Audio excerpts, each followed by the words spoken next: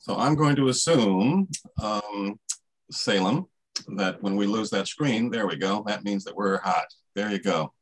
I'm just kind of feeling my way here. So welcome everyone. And it looks like we're at the magic hour. So why don't we do the preliminaries for this session on the legislative listening session, Fenceline and Frontline communities. I'm going to confess that there's good news and there's bad news. Good news is we have a great panel of people who are very much informed on these fence-line issues. Bad news is we have an hour and 10 minutes to unpack a subject that we could talk about for about a month. So there it is. I'm Fred Tutman. I've been the Patuxent Riverkeeper for the last 18 years. Pleased to see you all. And I guess we should start off, because we have very limited time, I think we should keep this as kind of concise as possible.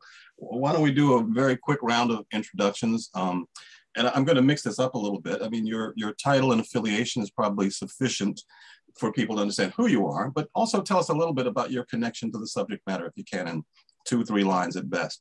So why don't we start with David Fraser-Hidalgo. Thank you. Thank you for having me. Thank you for putting this on. So Maryland State Delegate David Fraser-Hidalgo. I live in Boyds, Maryland. I represent District 15, which is Potomac along River Road all the way up to the Frederick County line. Bellsville, Boyds, Barnesville, Poolesville, Clarksburg, Germantown, that kind of thing. I serve on the Environment and Transportation Committee, and I kind of continue to put in bills and try to work on policy that creates some equity in this field. So I know you wanted to be short, so I try to keep it short. Fantastic. Thank you very much. And in no particular order. So next I have the Honorable Lorig Charkoudian, Delegate. Welcome, and tell us a little bit about yourself and how you fit into this puzzle. Thank you very much. Delegate Lorig Charkoudian, and I represent District 20, which is Silver Spring, White Oak, Long Branch, Tacoma Park. And it is an honor to be with all my incredible colleagues here and with you, Fred. And I serve on the Economic Matters Committee. I serve on the Public Utility Subcommittee, and it has been my commitment to look at all of our clean energy policies with an equity lens and incorporate into every clean energy policy that I introduce an equity component, and then looking at all of the clean energy policies we have in place and finding ways to adapt them if necessary to ensure that equity is part of, is prioritized in them. I'm really excited to be here and talk more about that. Thank you. Excellent. Thank you very much. Next up, Senator Arthur Ellis, please.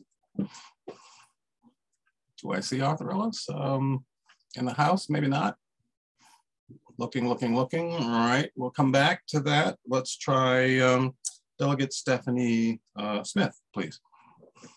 Good morning, everyone. My name is Stephanie Smith. I'm a delegate representing the 45th Legislative District, which would be East Baltimore City, Northeast Baltimore City. As many of you probably know, we have issues with tree canopy disparity, and that leaves my district as the hottest part of Baltimore City.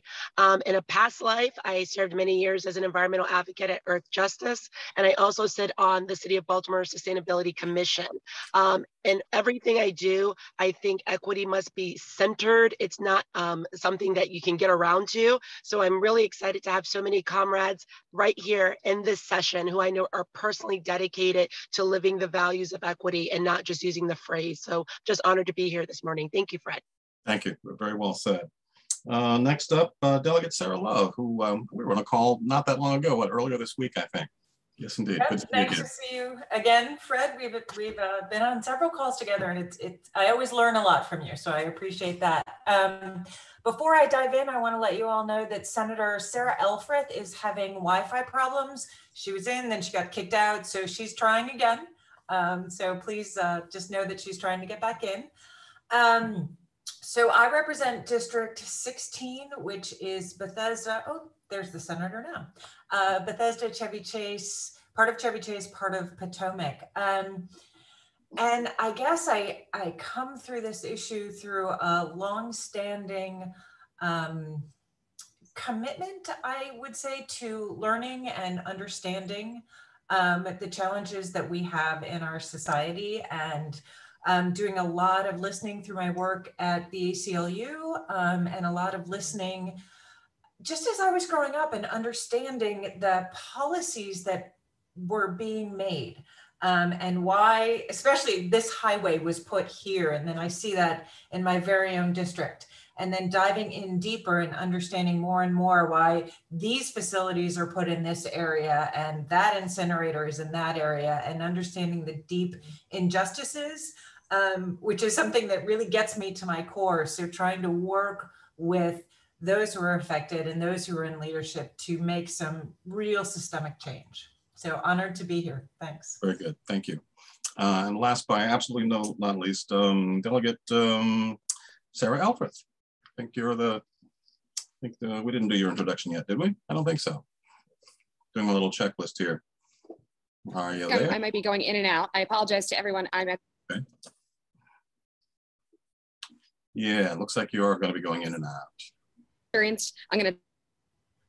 Cool. All right, I think we're gonna punt. If we get a more solid signal, we'll do your introduction a little later.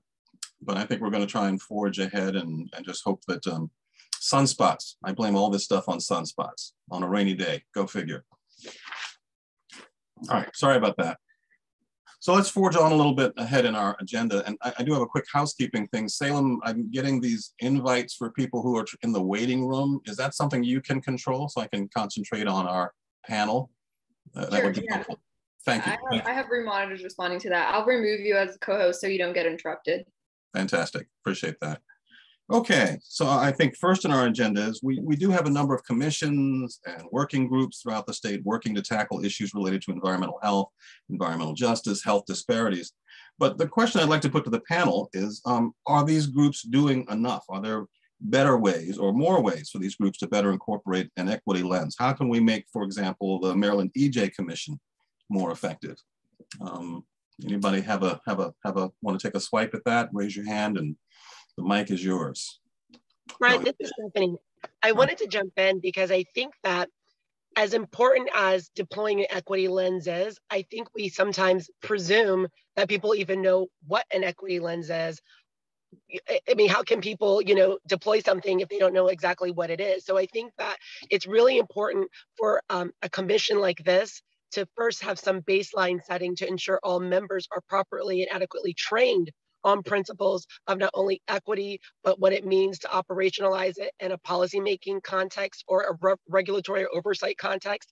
And then also, I think there needs to be ongoing supports as people are applying it. So I know one of the things that I think we need to think about from the state perspective is we want to see equity happen in all types of ways, but if there's not a clearinghouse or some type of centralized body to provide support to either commissions, agencies, and other related bodies, and operationalizing equity, I think we could be just engaged in a lot of rhetorical, exercises, but not getting to the meat of it. So I think we need proper training around it. But I think we also need to ensure that people on commissions are even dedicated to basic principles of equity and do understand, environmental justice, not just the phrase, but the 17 principles. We just have to have some baseline setting because I think it's unrealistic to expect people to provide the necessary input, feedback, and, oversight if they don't have just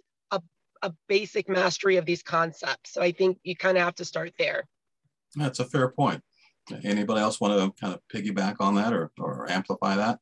The only thing I would add just very quickly is to Stephanie's point, not only the equity lens part, but all of it. Like the idea that how climate change is affecting the planet, how climate change is affecting public health. Like if you don't have some of those base principles there, then the idea to even take those base principles and see them through an equity lens is challenging. So it's almost the ABCs, right? Before you can even get. So yeah, that's to kind of piggyback on what Stephanie said. I hear you. I appreciate that. Senator Elfreth, I didn't want to deprive you of an introduction. If your mic and your connection is solid, shall we take another whack at getting you to introduce yourself? Well, I think you froze too. All right. Well, it was worth a shot. There's those sunspots again. Okay. It's climate change, Fred. It's climate change. That's to do with the rain and the changing weather patterns. Understood. I understand.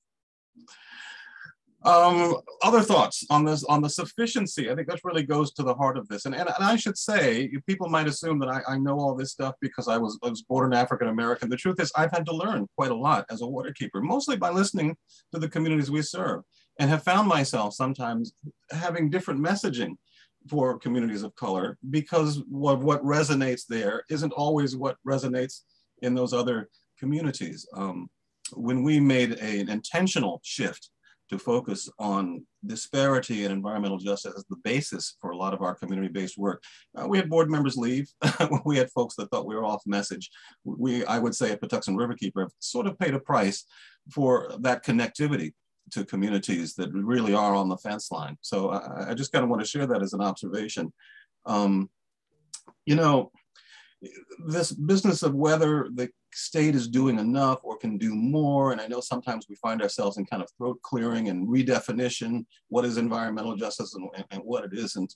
I mean, does someone want to take a kind of a shot at what the challenges are at a state level at trying to get these issues of disparity and equity kind of brought to the forefront of because for me, frankly, I've never worked on an environmental issue that didn't have at least somebody that was going to take it on the chin, right? I mean, these are always balancing acts between the haves and the have-nots.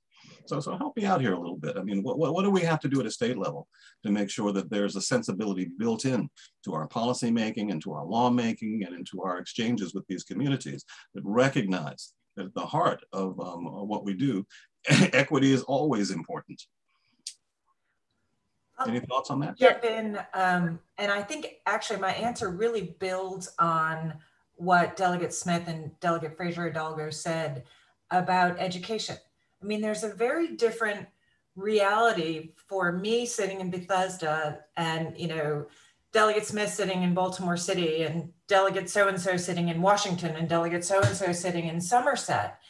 So we do not understand what each other lives through and the perspective that each other brings to the table unless we sit down and listen and educate each other. And I have found as we talk about environmental justice, there are some of my colleagues who just get this blank stare and they don't understand what that means. And they don't understand that it affects all of us. It's not just an issue that affects, you know, those folks in Baltimore City or those folks in Prince George's County. It is something that applies to and affects all of us. So I think at the very core, it's an education piece. And I put myself in there as well. I need to be continually educated and I need to continually listen and learn. It's not just, you know, my colleagues on the Eastern Shore or Western Maryland. I appreciate that. Thank you. Anyone else want to add to that? I'm going to try to jump in. I apologize. Along with Stephanie and Sarah, I am at the Mako conference, and I seem to have found stable internet, but it's kind of loud around here, so my apologies if I'm moving and for the background noise. But you know, one of what I wanted to just add is I think that we, as legislators in particular, I've made a personal commitment, and of course we're all learning and growing and changing, and I'm committed to continuing to learn, but I've made a personal commitment that every single bill I put in, and I generally put in environmental climate bills, every single one, I'm going to look at it and say, how does this not only address climate change overall, but specifically prioritize investments in the communities that have been most harmed by climate change directly, so heat islands, as Stephanie was talking about, fossil fuels generally, right? Communities that have become sacrifice zones at the altar of our fossil fuel economy,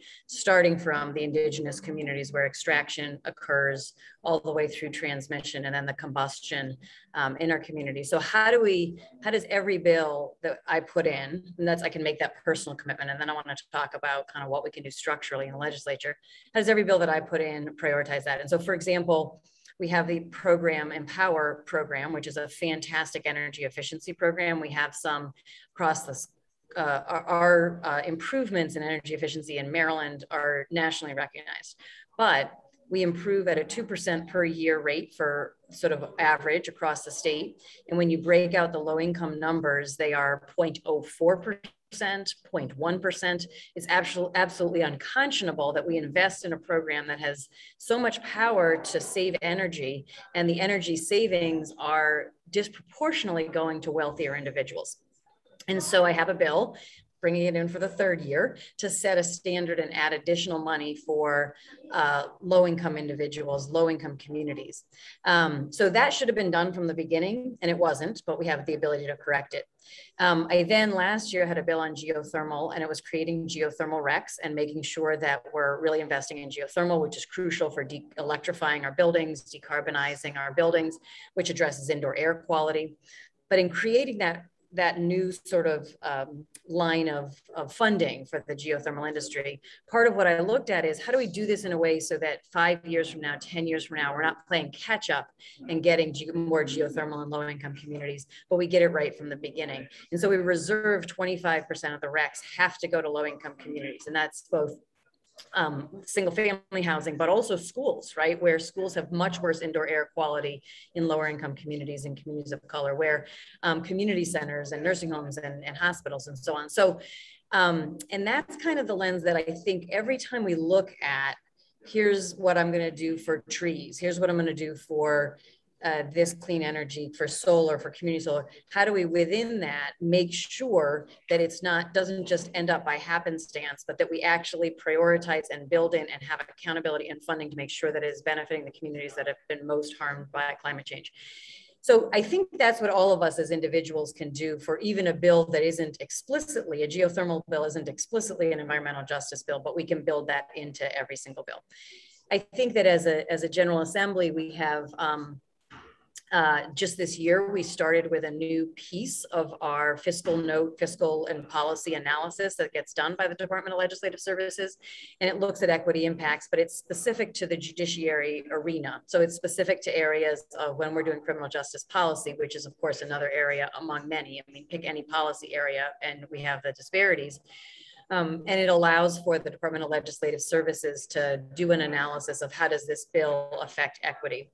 And I think if we start to do that in our environmental bills as well, then we start to address environmental justice, health, and a number of these other things. And I do hope that I'm very optimistic that under the Speaker's leadership, we've added this piece now in criminal justice area. And I hope that we'll expand it really soon for all of our bills, but especially climate and environment bills. I appreciate that. And I can't resist sharing that one of my frustrations has been that the dominant movement in the state, largely the Bay movement, really pins its hopes, not so much to environmental and public health, but largely to crab and oyster health, which is a struggle because I think that's important too. But I've always felt that was a messaging that was restrictive just by virtue of whom it's likely to appeal to. Right, public and environmental health is actually a bigger room, actually, than the folks who are concerned about simply nature. And so I do think there's some repositioning that has to happen also on my side of the street, on the conservation, the nonprofit, the NGOs, the stuff that we work on. By the way, I'm determined to let Senator Elfreth get a word in edgewise. So shall we try once more to see if you have a working mind? Fred, thank you so much. And I apologize to everybody. I've tried about 6 different ways to get on. I'm at the MACO conference and the Wi-Fi is less than ideal. So my sincere apologies for missing the first 15 minutes. But I'm Sara Elfreth. I have the privilege of representing District 30, which is Annapolis in Southern Anne Arundel County in the Maryland State Senate. And Fred and I were just together on Tuesday night talking about this very issue of environmental justice in a piece of my district, Lothian, that has been historically ignored, historically, a lot of challenges of lack of local, state, and federal governments looking out for our greatest asset, which is our citizens, and taking advantage of the permitting process in this case to really create an unlivable community for a lot of folks who are of color, of lower means, simply because we've had decades of our government ignoring that community. So Fred and I are working hard on turning that around. But Fred, if I could just make a note about a couple of bills from last session, I think made some progress. I had the privilege of working on the Environmental Justice Commission kind of reform bill along with my colleagues here, particularly Delegate Charkoudian, to make sure that this group is actually doing what it's supposed to do and has the tools and means to do what it is supposed to do, which is being a watchdog and recommending policy, good policies to the General Assembly in terms of how do we unwind, how do we unpack, generations of public policy that have ignored and taken for granted and taken advantage of certain communities in our state. So that was, and we also slipped in some cumulative impacts language into that bill based on my experience in my district of how do we look at all of our policymaking decisions as a whole on a community and not just in silos, not just one at a time, but the cumulative impact of that. I did hear, I jumped on in time to hear Delegate Charkoudian talk about trees briefly, and I do want to just point out that the 5 million trees bill that we put in this year, we were very specific, I think to Fred's point too, of kind of historically, we've just had these large policy goals and maybe crossed our fingers and hoped that they benefited every community. Not the case. And we were very specific in that tree bill to make sure that we are carving out a significant portion of it to plant trees in underserved communities. And I'm really trying to get a term going. The term is under-treed. So if everybody could help me start using the term under-treed communities, that would be helpful, because we know the great benefit in terms of air quality, in terms of flooding benefits, of cooling communities that trees can have. And historically, we have not done a good job as local and state government to make sure that we are investing in tree canopy in the communities that need it the most. And that bill is going to be a significant step forward. So Fred, again, I apologize for being late, and I'm excited for this conversation. Very good. I'm glad you're here. And I should point out that this is billed as a listening session, which I think doesn't just mean you get to listen to us, those of you in the audience, but we'd like to listen to you too. So I would like to make clear that we'd like to have your insight, input, questions, themes, and I assume, Salem, you'll let us know if someone from the audience has raised a hand or raised an issue. So Senator Elfreth, I'm glad you brought up this cumulative impacts thing. This is a thorny bit of business, because it occurs to me there's an irony that, and we fight this battle all the time with administrative agencies in the state, it is possibly true that because we have an inherently polluting economy, that if the full and cumulative impacts were disclosed, nobody would want some of these projects anywhere, let alone an overburdened community. The 360-degree look at a project, I think, it's challenging for the applicant, right? Because the belief is that these projects have to go somewhere. And we know, all of us on this circuit, right, that sometimes and often these projects actually go in the places least able to fend them off. So this cumulative impact struggle is a difficult one. I don't really know how to legislate it, because when do you stop the analysis? Do you know what I'm saying? I know where you started, but where do you stop it? When you're talking about projects that, like I said, are rather fragile in terms of where someone might want to accommodate them. But nonetheless, that sensibility somehow has to be built into public policy. We have to look at these things in a fashion that helps us understand, or disclose, what the magnitude of those impacts are. Sometimes that's about intensity. You know what I mean? To me, I think of it as a volume control knob. We often find ourselves in this battle with the opposition over really bad projects, and they'll argue, but they're not really bad, or they really, really, really bad. So we end up in that splitting hair kind of place. So help me out with this concept of cumulative impacts. Where do we start and where do we end? I guess onerous impacts, I guess to add a further thought in there, probably one place to start. Impacts that people would find are disruptive to their local enjoyment, public health. Help me out here. Help me unpack the subject of cumulative impacts. Well, I want to mention that, I think we always have to think about pathways, right?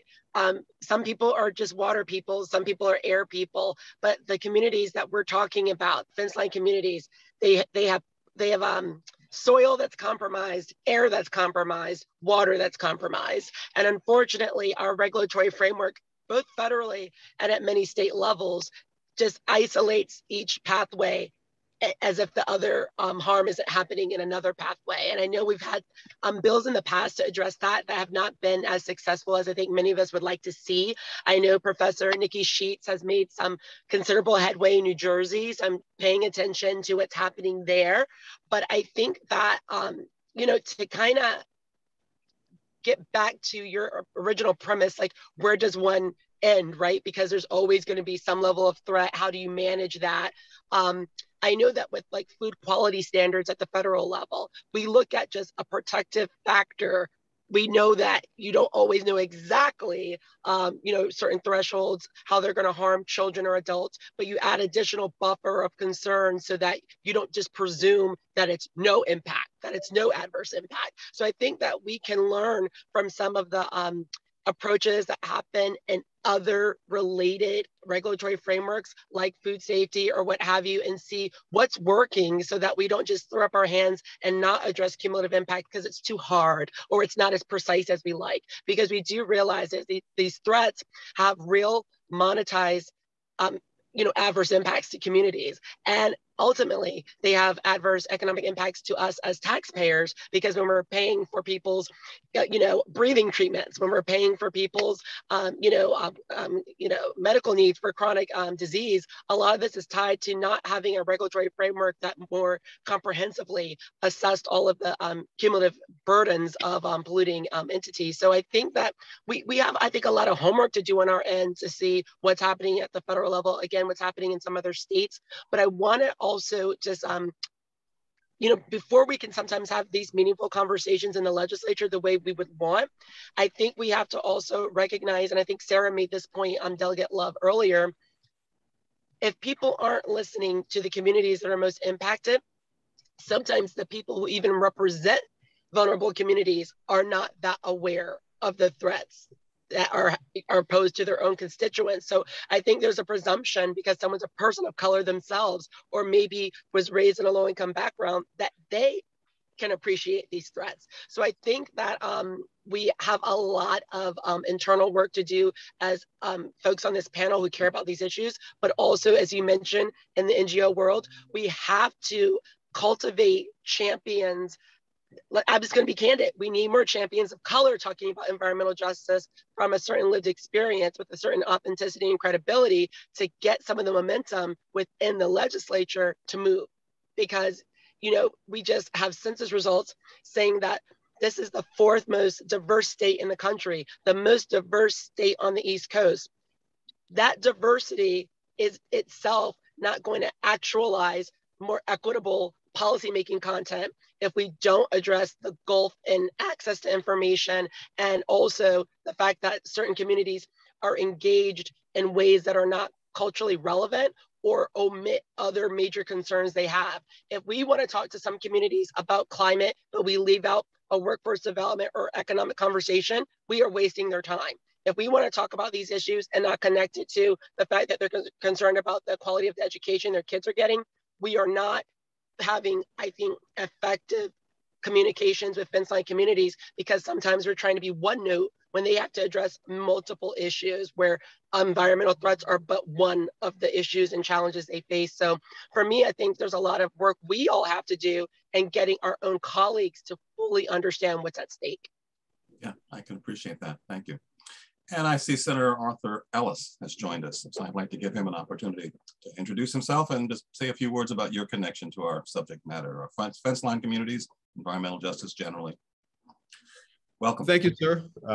Good to be here. I apologize. I had serious technical difficulties this morning, and so we worked hard to resolve them, and so I'm here. So jumping into the conversation, basically, I'm Arthur Ellis. I serve in the Senate of Maryland, represent Charles County, Legislative District 28 in Southern Maryland. And this is my first term, 3rd session finished. And last year, with all the disparities coming to the fore, I was selected by the president to be on the Senate President's work group on equity and inclusion. And we took a deep dive in several areas, and forgive me if this was stated before, my colleagues. And environmental justice was a big one, health disparities, economic disparities. And of course, we had our Judicial Procedures Committee, Chairman Smith, work on the policing and law enforcement disparities. And so this committee on work group on equity and inclusion, we spent maybe 6 months doing a deep dive.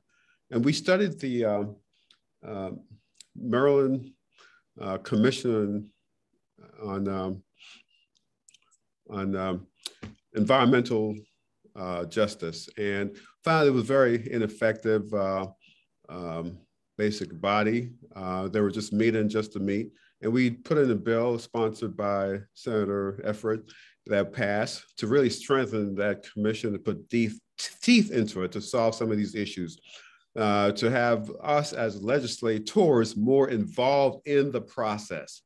And so we authorized the president of the Senate and the speaker to appoint 6 members between the 3 each, which will, and the governor does 6, and that's 12. So there's 8 from different communities and from different bodies in the state that are on this revamped body to really do a deep dive into a lot of the environmental justice issues.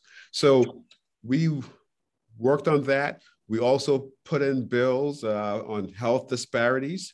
One of the bills that was recommended by the president's work group on equity and inclusion was to have Medicaid in Maryland paid for doula services. Now, a lot of people don't know what doula services. They're coaches for expectant moms to help them through the process, whether it's home birth or hospital or whatever situation, but coach these ladies. It turns out that when doulas are involved with these moms, the outcome is so much greater. Cesarean sections are much less. Health of baby's mom greatly improved.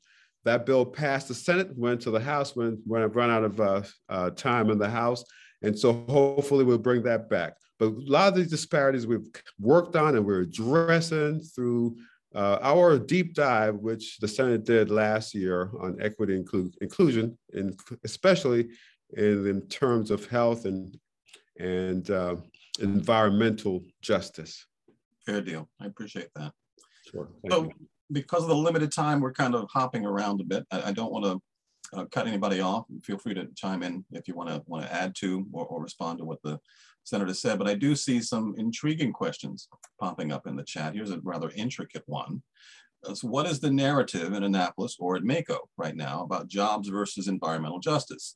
Soapbox, an inherently false choice. In years past, the labor community has been in opposition to environmental justice bills because it would kill jobs.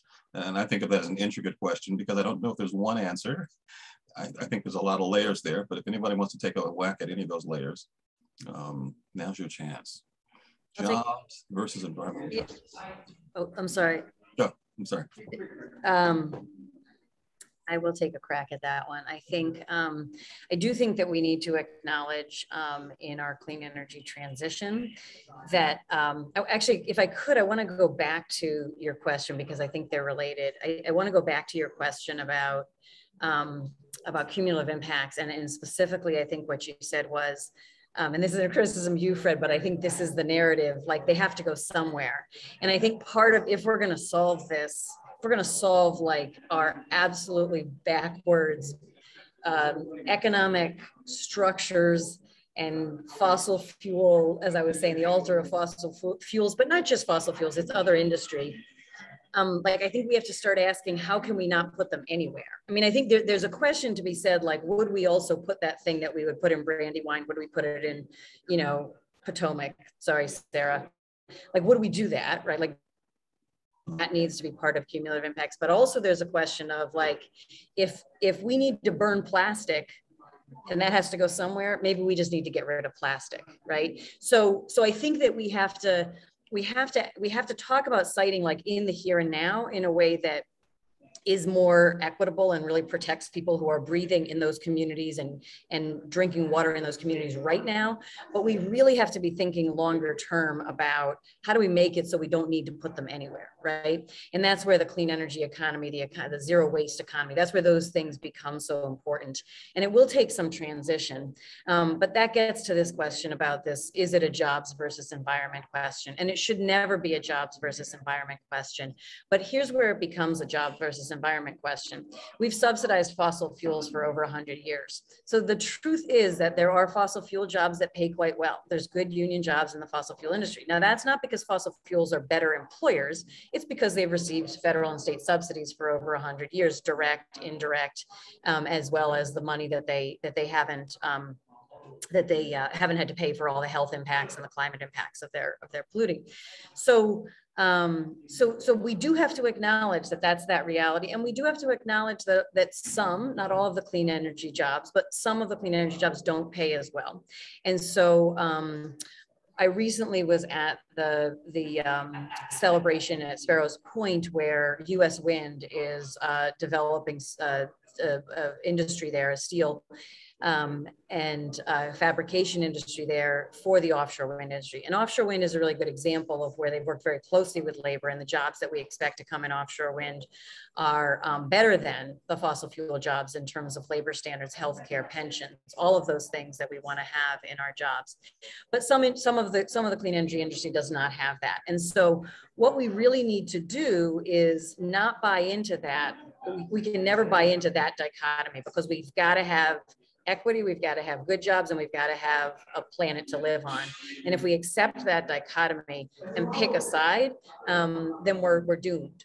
And so instead, what we have to do is work with the clean energy industry, bring the unions to the table, bring the industry to the table, and figure out what is it that we have to do as a state so that there is enough revenue going into clean energy that those jobs can match and do better than the fossil fuel jobs. Because otherwise we're asking those very same workers to choose between a job and their family's health, right, in their community. And that's not fair for them either. And so, like, seeing the interconnectedness of it, I think we have to look at it in the context of the history, because there's false dichotomies if we don't do that.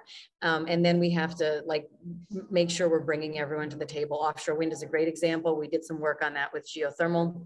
I think we look at battery storage coming online. That's an area before it gets off the ground. We need to make sure we've got labor standards in there, and we've got to work with the solar industry on it as well.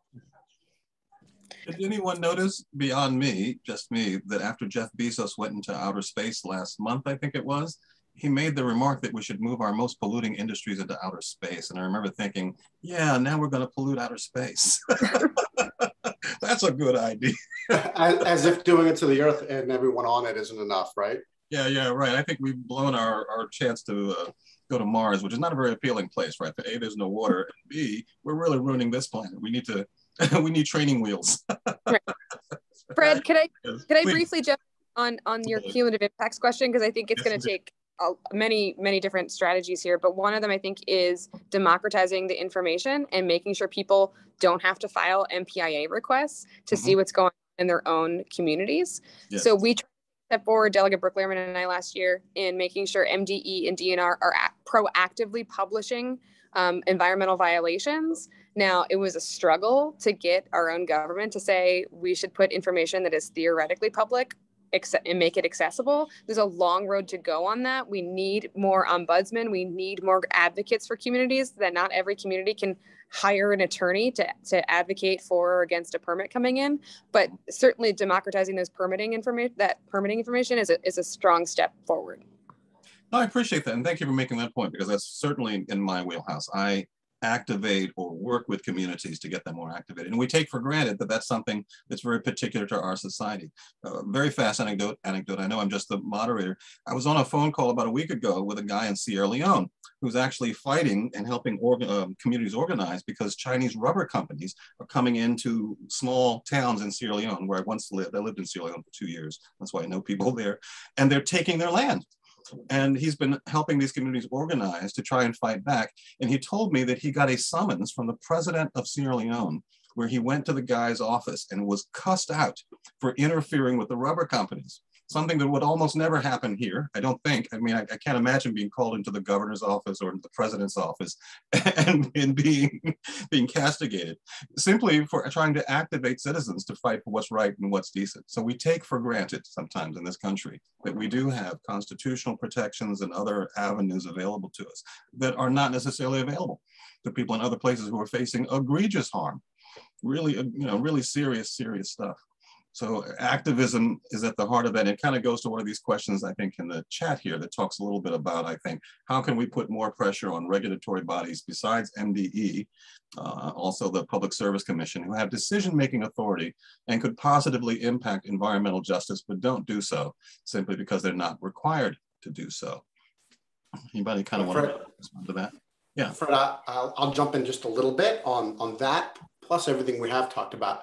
I don't know why I keep referring to Delegate Smith, but because it's probably because she does such a good job encapsulating what we have to do. And so did Delegate Love and Charkoudian and everybody else on the so far. I think that the common theme here is education. So for this particular question, again, it's education. You know, I know that myself and a lot of folks on this call have reached out to governing bodies that make really big decisions for the state. And we've had very detailed conversations about specific projects.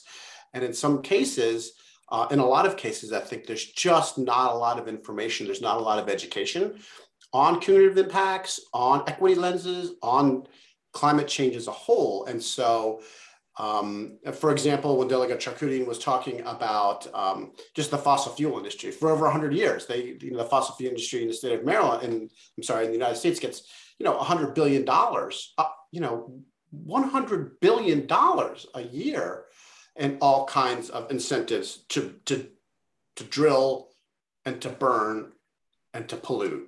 And in the state of Maryland alone, when we talk about jobs, the state of Maryland buys over $16 billion a year in electricity from other states like West Virginia and Pennsylvania that then burn fossil fuels and then it just kind of blows back into the state of Maryland. So really getting back to this education piece, I think most people don't realize that. And when they hear some of these statistics and many, many, many, many more, they're kind of aghast, but it's just not subject matter that people are super familiar with.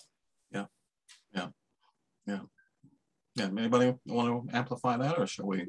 Well, I'll jump in also that I know a lot of my colleagues have had bills to force some of these regulatory agencies to take these things into account, be they specific to that agency or, an environmental impact analysis. We have a fiscal analysis for every single bill that's drafted. For some bills, we're finally, after years of trying, getting a racial impact analysis. We also need to have an environmental impact analysis.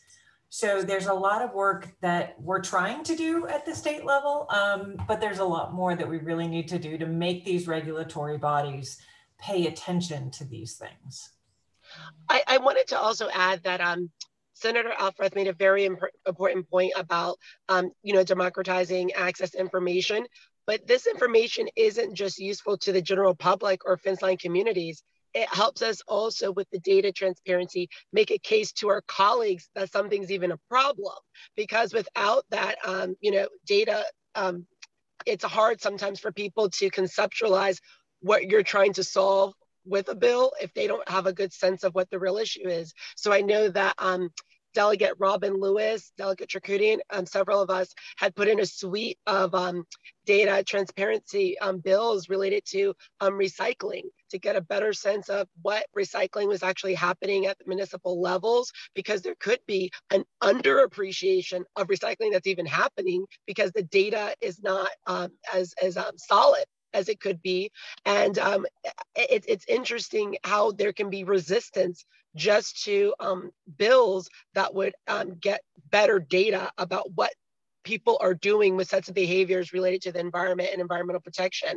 And Fred, to your larger point, I remember years ago meeting with lawyers in Thailand, from Thailand and other parts of Asia that were trying to establish essentially public information law in a robust way, because that's the precursor to how we get to these big environmental protection laws. Is we need it first, the public information laws, to give us the data to know what's happening to us. So we have to be really vigilant to ensure that we don't just assume we have all the information we need to make good decisions, but also to make the case to our colleagues. I'm glad you brought that up because that's something I see. I call it the Old Bay factor. When I'm lobbying in Maryland, there's this presumption that stuff that works in other places couldn't possibly work in Maryland because we do things our own way. We've got to sprinkle Old Bay on it, is kind of my take on it. And that's a culture thing, actually. I mean, I think that's something we have to confront, that we are a particular place, you know, a little tiny state that's shaped like a crab that has its own mojo about how we do stuff. And yet we could learn so much from what people are doing in other places. We really, and we're running out of time to solve some of these problems, right? So we really need to learn how to take a page from other places, other spaces, just to see if it fits, you know, with or without the Old Bay seasoning on it. Yeah, Fred, could I jump in? Arthur Ellis. Yes, please. Yeah, and so being new to state government 3 years in, I've noticed something. Okay, we look at the General Assembly of Maryland. It's a very diverse body, the Senate and the House. The House being more diverse than the Senate, but very diverse. And then when I deal with a lot of the regulatory agencies, the executive departments, I deal with a lot of the environmental groups in Maryland, have meetings, and I see the leaders and people working in those organizations, and they don't look like me. You know, it's not diverse at all. And a lot of my colleagues, especially in the Black Caucus, have noticed that. Senator Malcolm Augustine put in a bill this past session to require state agencies to put the leaders of those state agencies, their pictures on their website. If you go now, you can't find who the leaders are. You can't see their pictures. You know who it is because they're hiding something, okay? And so the thing is, we need to show the public in Maryland, which is a very diverse state, Asian Americans, African Americans, Latinos, I mean, very diverse, one of the most diverse states in the nation. It's not reflective in our administration, and which is a shame because these regulatory bodies, they do not take environmental justice, inclusion seriously because what? They have no skin in the game. And we as a state, looking at this as voters, we have to say that who we elect as a governor matters. I don't care who they elect, except the person they elect have to know that they have to be inclusive of the entire population in Maryland. And the people who need to know that if we don't have people who look like all of us at the table, we will be under the table eating crumbs. And that's what we are doing as a diverse community in Maryland right now. We're eating crumbs. We're begging these regulatory bodies to give us data.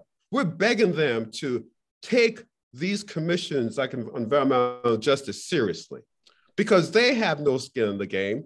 They go in their communities that are protected from these Fenceline and all these polluters. They are upstream. They're upwind from these organizations, not downwind.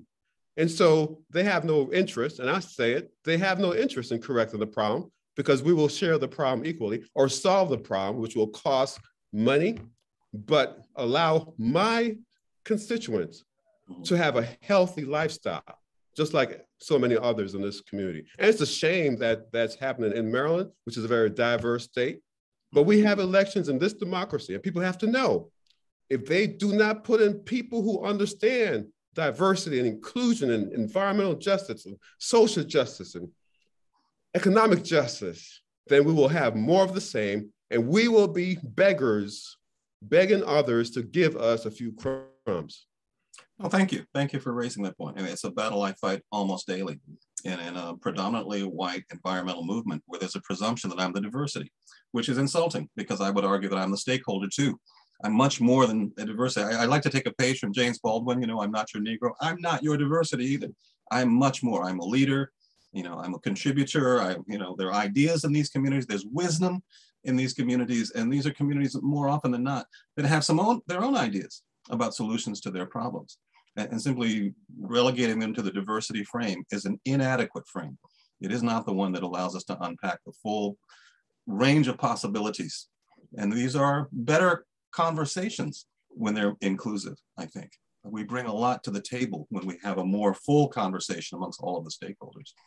So Fred, I just want to I just want to first applaud Senator Ellis for what he's bringing up, because it's another part of the conversation that we've kind of not focused on. We've focused on the legislative capacity to care about environmental justice, how we can better listen to communities, but the regulators themselves, the pipeline to even becoming a regulator, right? I was a founding board member of Green 2.0 that was focused on diversifying the staff and board pipelines of national green organizations and also regional ones. And, you know, Dr. Dorcita Taylor at University of Michigan, she did that very comprehensive study of the staff and board, you know, makeup, racial makeup. And I mean, if we don't have the pipelines in our NGOs, those are the pipelines to staff people, you know, both on the Hill and right here in the State House. It's the pipeline to becoming an agency staffer. So we, I think if we're going to have a real conversation about ensuring that the concerns about environmental justice are centered, that means that we have to look at our educational resources, right? We are home to 4 state-supported historically Black colleges and universities. How are we institutionalizing relationships for hiring and other professional development, cultivation across these institutions with these state agencies?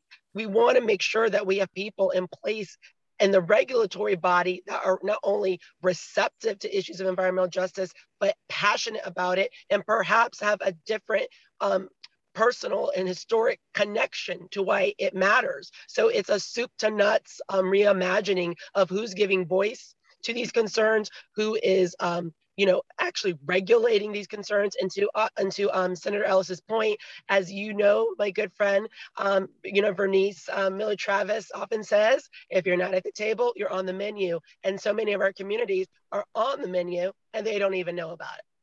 Well said. Very well said. Fred, if I may kind of tie a couple things together. From what both Senator Ellis said and as well as Delegate Smith, like elections have consequences. And so that's just the fact, right? Elections have consequences. And if we're looking at the executive branch, whether that's at the White House or in Annapolis, elections have consequences. So I remind everybody that, you know, there's an election next year and there is a lot of great opportunities and there are some really great candidates out there that we should be asking these questions directly to. Because again, I mean, you saw what happened over the last 4 years. So just in those 4 years, not even going back, just the damage that was done in just the last 4 years. So there's great opportunity. Fair enough. So if we haven't said it, we're open to questions. I think we're officially in the Q&A portion.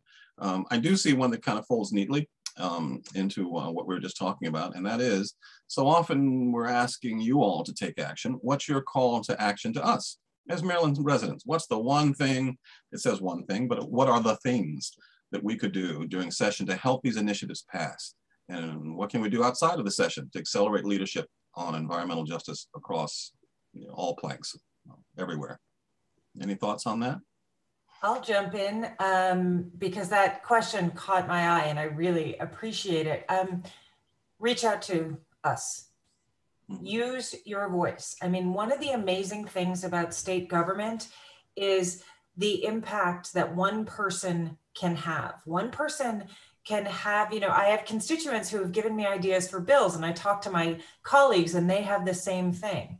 You know, you can come in, you can give your legislator an idea for a bill. You can come in and testify and give your experience. You can also connect us to people that we might not know or have a connection to so that we can continue to learn and be better state legislators. So the one thing you can do during session and out of session is speak up, use your voice, reach out to us, use us as resources. And I'm going to drop my email in the chat because I know every single one of us on this call is accessible and we want to talk to people and we want to connect with people and learn more. So thank you for that question. And please, please reach out.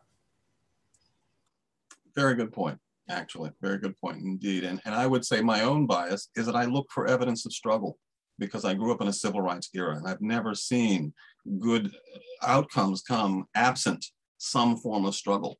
I don't think that changing the society for better is a 9-to-5 job. It comes with an nth degree of some evidence of struggle.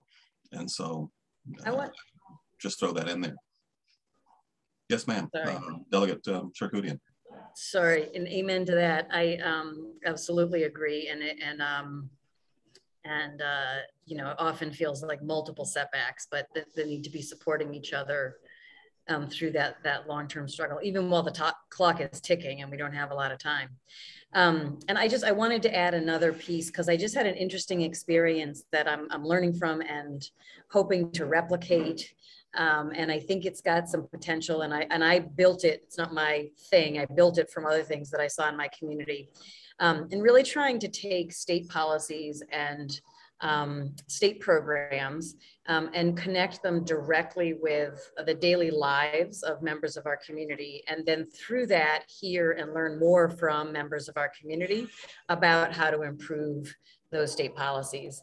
Because I think the reality, and Stephanie sort of talked to this, is folks, especially in frontline communities, are struggling with so many things, right? So it's all the environmental justice issues and the health issues and the housing issues that go with that, but it's also school and jobs and all of that compounded. And if you're working 2 jobs and you have young children, it's very hard to come to the forum and get to Annapolis and engage, even though you may have a huge amount to contribute and really crucial pieces to contribute. And so what we did recently in my community, we called it Power in the Park. We did this huge summer party in Long Branch in New Hampshire Estates Park. And we did it in a community where actually one of the comments we got was nobody ever does anything in this park from members of that community. It's a low-income community. It's a very predominantly immigrant community.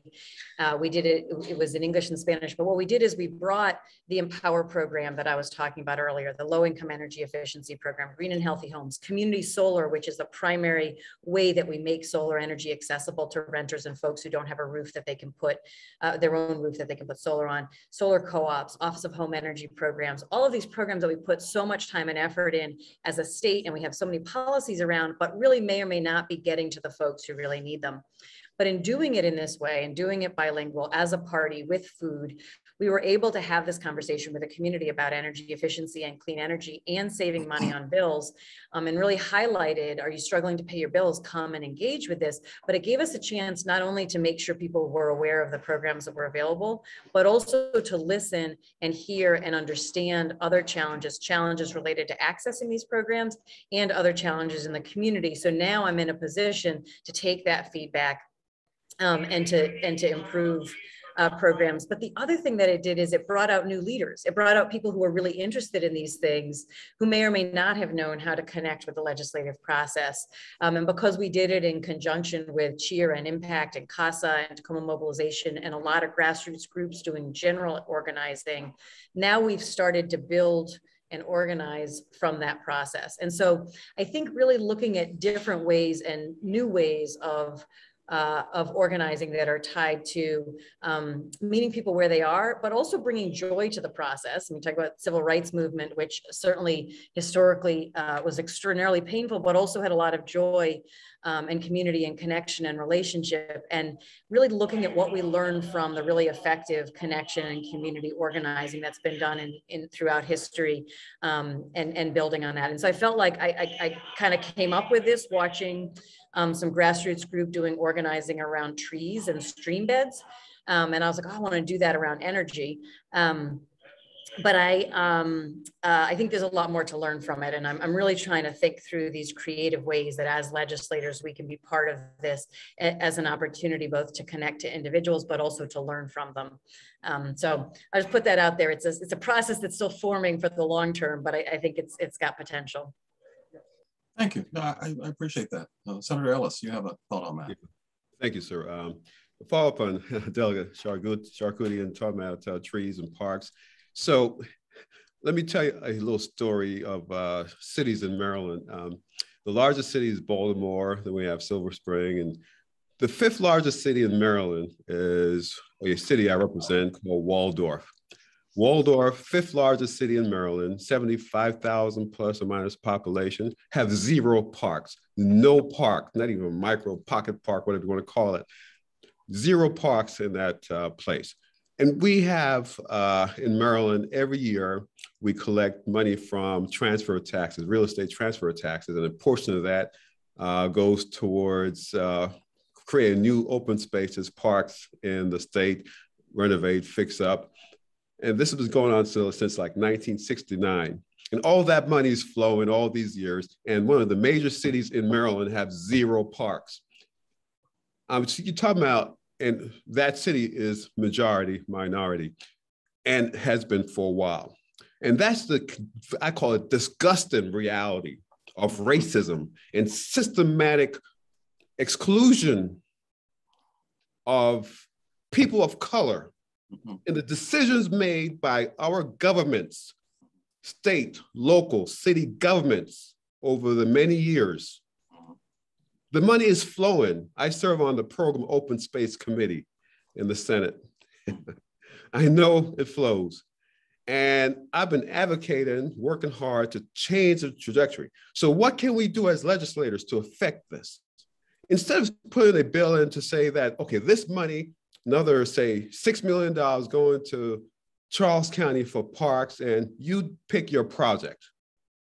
I'm going to advocate to tell them that that money must be used in Waldorf where there are no parks. Instead of leaving it up to these folks who make these racist decisions, and I said it, racist decisions, and not giving these amenities to all citizens over these many years.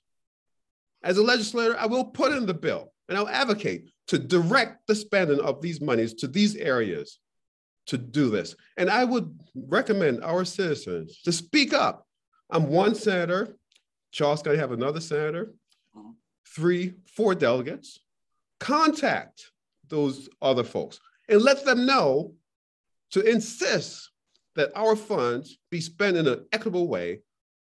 In this example for parks, which is part of health, part of entertainment, part of great environment. Good parks have great trees that grow and clean the air, provide nice oxygen for us. It's just a tremendous thing that we have to do, not just for Charles County, but for all our underserved areas in Maryland. And our citizens need to contact, and if you're not in Charles County, believe me, you have a delegate, at least one, could be 3, or your one senator or several senators in your district. Let them know that, make sure they insist that these monies go in these areas instead of leaving it to faceless, nameless bureaucrats who don't look like us to do what they want and keep discriminating against me and my family and my constituents. And that's what I plan to do. Thank you. Thank you for sharing that. Yeah. It's not widely known, but I live in 2 states. I live in North Carolina and I live in Maryland because my other half is a Riverkeeper in North Carolina. And I drive up and down 301 twice a month. We go back and forth. She comes up here, I go down there. And one of the things we do is we count the liquor stores going through Charles County. So you just reminded me that there are far more liquor stores than parks, and that bothers me. Absolutely. I think it's a part of that puzzle. So having shared that throwaway, I think we're at the point where we can get parting thoughts. We're almost out of time. I'd like to give everyone a chance to just drop a line or two, kind of closing us out. Just in no particular order, Delegate Love, anything you'd like to say as a parting shot? Just want to say thank you. I appreciate you, Fred, and everything that you do, and my colleagues, and I always learn every time I come to these, and it makes me realize how much more I have to learn and how much more work that we need to do. And I'm committed to it, and I look forward to doing it with all of you here and all of you in the audience. So thank you very much. Very good. Stephanie Smith, please. I just want to say that I feel extraordinarily honored to serve with the people that are on this panel. Just first of all, the intelligence, the commitment, the heart, and they really care. And it's just really a pleasure to work with people who really care. But I also want to say that, you know, communities that have been dealing with the burdens of pollution and other forms of, racism and economic injustice. We have to just make sure we're listening to them as fervently as we're speaking on their behalf. That's the challenge to me personally, and a challenge to all of us, to make sure we're more so on tap than on top. Fantastic. Delegate Fraser-Hidalgo. So just a big thank you, Fred, for putting all this together and helping run all this. Thanks for the invitation to be here. I would say, I'll just close by saying education, education, education. Every time I do one of these, I learn something. I hope everybody else does as well. And the more we can educate everyone, the more we can lift all boats, not just some boats. So thank you. Thanks very much. And Delegate Charkoudian. Thank you. Thank you, Fred, and thanks to my incredible colleagues. It's such an honor always to serve with you, and thanks to everyone who organized the entire forum over the last 2 days. I think that I go back and forth between feeling cautiously optimistic and feeling really overwhelmed just with the pain in our communities and the connection between that and the broader future of the planet. But right now I'm feeling more cautiously optimistic, grateful for this conversation, and really looking forward to working with everybody who's on this call. I'm tracking sort of names and comments. And this is, it does the grassroots connection and Stephanie's point about supporting the conversation with us and staying in touch, and our responsibility to do as much listening, more listening, 5 times as much listening as we do talking. So I invite everyone to continue that conversation, and thank you for being part of it today. Thank you. Senator Ellis, anything you'd like to say, closing us out? Yeah, and I just want to thank you so much for having me on this panel. Thank my colleagues, worked together really well. We're getting some great legislation done in Annapolis because we have a more determined body now to really make a difference. We are dedicated to listening, we're dedicated to serving, and we have real issues, we have real problems which we need to address and urge our constituents, urge our residents in the state of Maryland. Like I said earlier, elections have consequences. This is democracy. Don't you give up on us, your elected officials and politicians, okay? The people you elect will make a difference for you. So please pay attention. Your vote matters. So therefore, tell yourselves, tell your children, your neighbors to please study the candidates and demand promises from them, promises to fix these problems. Your delegates and your senators, your county leaders, your state governor candidates. We have a lot of great folks running, but we have to put demands on them, on us, to really solve these problems. They are solvable. This is a great state. This is a great nation. I'm an immigrant. I will never go back to where I came from because I love this place. Democracy, to be able to have this conversation, to really work on these solutions as a body. We have done a great deal in the last few years as a new General Assembly to have great solutions. And so please continue to support us as we work to bring these solutions to our community. And thank you so much for having me and for having this panel. Fred, thank you. Great job. I appreciate you. You bet. And last but not least, we deliberately saved Senator Elfreth the end because you had all these technical problems at the outset. Those darn those sunspots, those darn sunspots. Well, I'll say thank you so much, Fred. I'll say ditto to all my colleagues, and I share in the optimism here. We have the privilege of serving in the most diverse General Assembly in the history of Maryland, more people of color, more women, more people under 40 than in the history of our state. And we're focusing on and talking about and solving problems that frankly have just not been undertaken for generations. And so the opportunity is there, but of course, like everybody said, we cannot do this alone. And so that's why I'm so happy to be a part of this conversation today. The countdown to session is is upon us. We're all busy working on legislation, but just because it's a good idea and just because we have the opportunity to file something does not mean it's going to pass. We need this community to stand with us, to talk to their legislators, to show up and testify, to organize your own neighborhoods or community associations or groups to help get this message out. So I'm really just excited that we had this conversation and looking forward to the work ahead. Well, thank you. And if you were watching the chat, there were a lot of things that were raised that were threads that could have taken us literally weeks to unpack. So I think it says that we need a lot more conversations just like these to help unpack these things. We need, I think, in America to learn how to deliberate better, how to talk to each other and work out our problems. I will say that the work that involves vindicating the hopes and aspirations of EJ and frontline communities is some of the best work there is out there. There's a lot of poetry. There's a lot of greatness in these communities that are waiting to be heard and trying to stand up. And we're planting seeds here.